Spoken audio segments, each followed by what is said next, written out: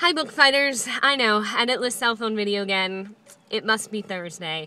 I was going to talk this week about Miss Peregrine's Home for Peculiar Children, but then I watched Lauren's video yesterday, or whenever she posted that, and I sort of wanted to comment on some of the things that she brought up. So instead, I'm going to be talking about A Color of His Own. This is something that was always on my bookshelf in the background during the last project, and people would comment on this book all the time because it was one of the only ones you could see the face of, and I kind of always wanted to talk about it a little bit, but it felt a little lame to talk about it as my book of the week, but now I have a reason.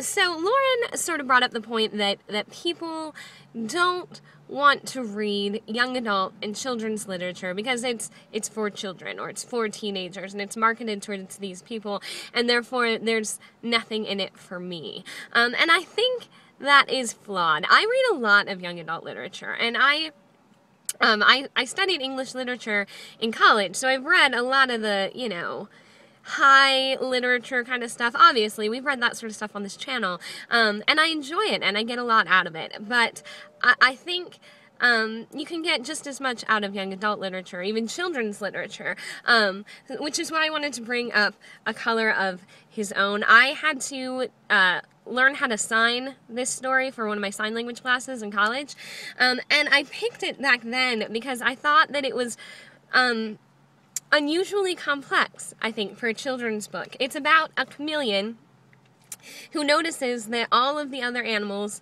have colors of their own, but he doesn't have one. And so he goes out and he's like, well, then I'll just sit on a leaf, and then I'll always be green, and I'll have my own color. And then it turns into fall, and the leaf turns orange and falls out of the tree, and then he's very sad. But then he finds a friend that says, we can just always travel together. We'll never have a color of our own, but we'll always be the same color together. And I thought that was interesting. There's a lot of symbolism in this book, which is surprising because it's written for toddlers, right? So there's this one spread in the middle. I don't know if I'm going to be able to find it quickly enough for this to not be incredibly boring. Well, now I've committed.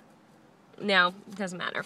And it's a 2-page spread in the book, and it's, the chameleon was black in the long winter night. And, this is so, having deconstructed literature so much, it's such an obvious, sadness, depression, lost sort of symbolism, which I think was interesting that they would put that into a book for 2-year-olds. And essentially the story is an existential crisis. It's the sort of thing that adults have trouble dealing with issues of identity and existential complexities, and it's something that everybody struggles with, that the great minds of philosophy have spent years pondering over and written symposiums and novels about. And we're introducing it to 2-year-olds and at the same time teaching them colors. And I think that is amazing and fantastic. And I think that if you can find that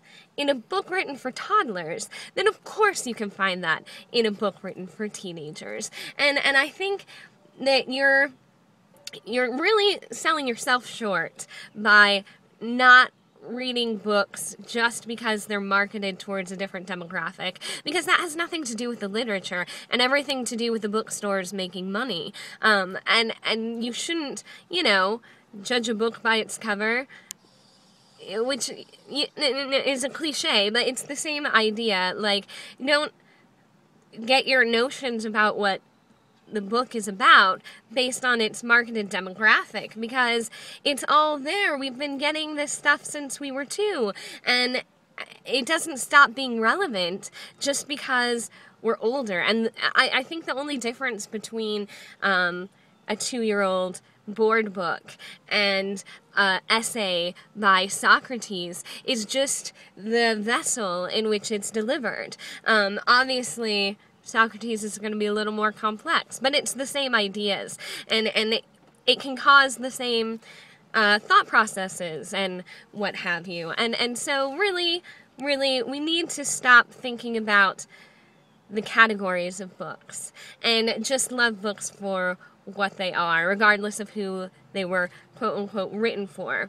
So that's all I had. Basically, I'm like Lauren. you should just read and read anything and not limit yourself and not be worried about what it means if you're reading young adult literature. It's no less valid. No less valid than any other sort of literature. Yeah, so that's all I really had for you guys. I have to drive like a mad person to work now. So, how do these things end? Right, Julia, I will see you tomorrow.